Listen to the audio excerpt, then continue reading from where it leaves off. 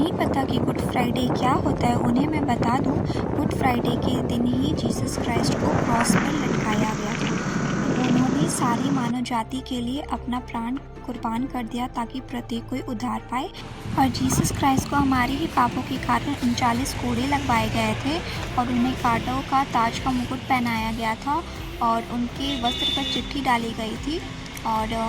और Jesus Christ हमारे पापों के कारण मर गए थे और तीसरे दिन मृतकों में से जी उठे। मसीह के जीवन को हम देखें तो प्रभु यीशु मसीह का कठिनाइयां उस समय से आरंभ होती है। ये जो वचन प्रचार कर रहे हैं वो हमारी चर्च के बिशप हैं। आने से पूर्व ही अपने शिष्यों के साथ में फसह का पर्व मनाया और उन्होंने फसह का अनुष्ठान किया, रोटी और दाखरस अपने शिष्यों को दिया। इसके पश्चात वे गतसेमानी अर्थात जैतून के पर्वत के बीच में कहा जाता गतसेमानी कहलाता था, वहां पर जाकर उन्होंने प्रार्थना करने लगा। और इस घटना को जब हम देखें तो देखें प्रभु यीशु मसीह प्रार्थना कर रहा था और खून और पसीना की बड़ी-बड़ी बूंदें उनके शरीर से गिर रही थी। वो व्याकुल हो गया, शिष्यों को कहा कि तुम मेरे लिए प्रार्थना करो, परीक्षा में न पड़ो, और उनसे कहे दूर जाकर, थोड़ी दूर जाकर के प्रार्थना करने लगा। उनके लिए वो हाथ गतसेमानी की घटना बहुत ही कठिन था, क्योंकि उस समय प्रभु यीशु मसीह समझ गया कि अब मुझे कितनी भारी कठिनाइयां उठानी पड़ेगी। और उस समय प्रभु यीशु मसीह ने कहा, इसमें 26 का उसका 39 पद में, हे प्रभु यदि यह कटोरा मुझसे टल जाए तो टल सकता है, परंतु तेरी इच्छा पूरी हो। मुझे ले जाता है सबसे पहले तो पिलातुस के पास, काइफा के पास ले जाता है, हेरोद के पास, और राजदरबार के जितने भी सैनिक थे उन्होंने यातना दे दी। और रात भर यीशु सो नहीं सका और रात भर में यातना सहते रहा। और इसके पश्चात क्या हुआ कि दूसरे दिन 9 बजे से लेकर के लगभग 3 बजे तक प्रभु यीशु मसीह क्रूस पर चढ़ाया गया, क्रूस पर लटकाया गया था। और क्रूस पे था गलगथा पहाड़ में, जैसा हम पहला पाठ वचन में सुने, लगभग 6 घंटों तक प्रभु यीशु मसीह क्रूस पे पर था और ये अपनी यातनाएं सह रहा था। और इस प्रकार की यातना की घड़ी में अब प्रभु यीशु मसीह देख रहा है कि उनके शिष्यों का सहयोगी नहीं, उनके रिश्तेदार उसके पास नहीं आ रहे हैं, और जितने भी प्रभु यीशु मसीह के सम्मुख आए हुए हैं वे लोग सब प्रभु यीशु मसीह के विरोधी। और ऐसे समय में प्रभु यीशु मसीह परमेश्वर की इच्छाओं को पूरा कर रहा था और वो बिल्कुल देख रहा था कि अब परमेश्वर भी पूरे दुनिया के इस कटोरा को, इस दुख की कटोरा को उठाने के लिए परमेश्वर भी मेरी सहायता करने वाला नहीं। यही प्रभु यीशु मसीह पूरे दुनिया के लोगों के दुख और तकलीफ को और जो भी दुख की कटोरा था सारे कटोरा को अपने ऊपर पी करके क्रूस पर चढ़ा हुआ है। ऐसे समय में प्रभु यीशु मसीह उच्चारण करता है कि हे मेरे परमेश्वर, हे मेरे परमेश्वर, तूने मुझे क्यों छोड़ दिया। और जब 9 बजे से 3 बजे तक, जब 3 बजे दोपहर के पश्चात जब प्रभु यीशु मसीह ने प्राण छोड़ दिया, उस समय ऐसा करने लगा। उस समय पूरी दुनिया का अंधेरा छाया। प्रभु यीशु मसीह जब इस धरती पर आया उस समय ज्योति चमकी, और जिस समय प्राण छोड़ दिया उस समय पूरे धरती का अंधेरा छाया। इसलिए परमेश्वर ने दाऊद के वंश से ही उद्धारकर्ता को जन्म देने के लिए यीशु मसीह यह स्मरण करता है कि परमेश्वर विश्वास हो गया है। उन्होंने अपने लोगों को कभी नहीं छोड़ा और विश्वास को प्रकट किया। यीशु मसीह ने परमेश्वर की योजना को समझा कि उसके बलिदान के द्वारा मानव जाति का उद्धार। प्रभु यीशु मसीह अपने क्रूस को मृत्यु में इस विश्वास को प्रकट कर रहा है कि परमेश्वर प्रेमी है और वो पूरे जगत के लोगों का उद्धार चाहता है और इस जगत के हर मानव जाति का पापों को क्षमा करना चाहता है। हर व्यक्ति को परमेश्वर अपनी संगति में लेना चाहता है।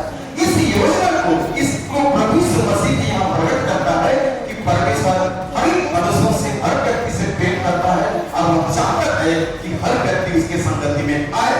इसलिए प्रभु यीशु मसीह क्रूस पर दुख और मृत्यु का स्मरण करें तो प्रभु यीशु मसीह पूरे जगत के लोगों के पाप को अपने ऊपर में उठा करके क्रूस पर बलिदान किया और पूरे मानव जाति के उद्धार को पूरा किया, ताकि जो उस पर जो लोग उस पर विश्वास करते हैं उन्हें अनंत जीवन पाते। अंग्रेजी में क्या लिखा है? आज इस वचन के साथ भी प्रभु यीशु क्रिस्ट हमारे बीच में रोटी और दाखरस के माध्यम से अपने उपस्थित है, ताकि हम उसको ग्रहण करके हम उद्धार पाएं। इसलिए आइए हम सभी को सच्चे और विश्वास के साथ उसे ग्रहण करें, ताकि परमेश्वर के संगति में आकर उसकी महिमा परमेश्वर के वचन पर हम धन्यवाद करें। प्रिय पिता परमेश्वर, फिर एक बार हम आपको धन्यवाद देते हैं क्योंकि आज की इस पवित्र आराधना में आप अपने वचन के माध्यम से हमारे बीच में उपस्थित होकर के अपनी आशीष को, अपने प्रेम को, अपने अनुग्रह को हमारे जीवन में प्रकट किया।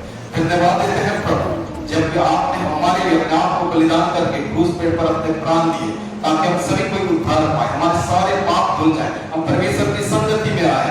आज का वचन के माध्यम से प्रभु आपने हमारे मनों को, हृदय को खोला है।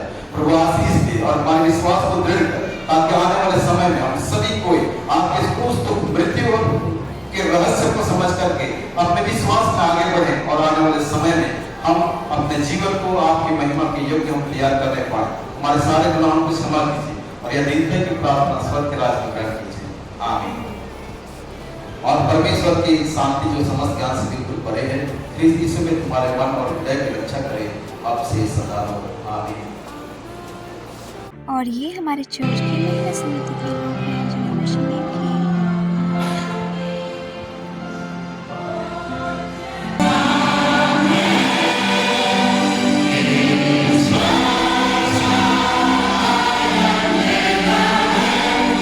और यहाँ पे मैं सिंगिंग करती हूँ और मेरे बगल में छोटे छोटे 2 बच्चे थे वो भी कंफ्यूज हो गए, भाई कर क्या रही है तुम?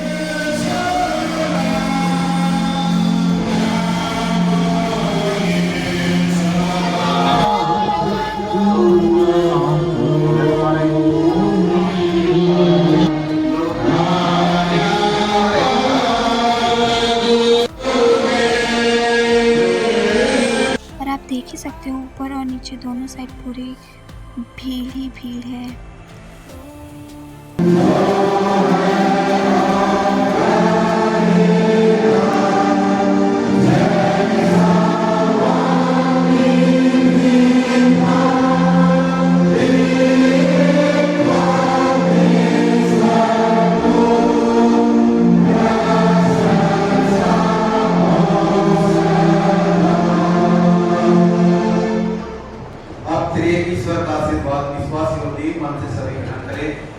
परमेश्वर तुझे आशीष दे और तेरी रक्षा करे। परमेश्वर अपना मुख तुझ पर प्रकाश करे और तुझ पर अनुग्रह करे। परमेश्वर अपना मुख तुझ पर प्रकाश करे और तुझे कुशल दे। आमीन।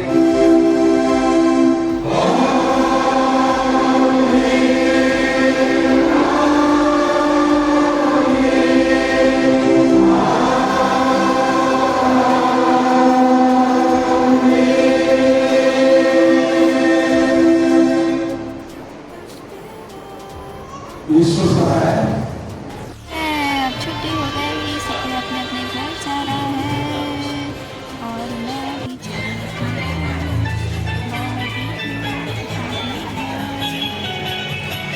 और फिर मैंने अपनी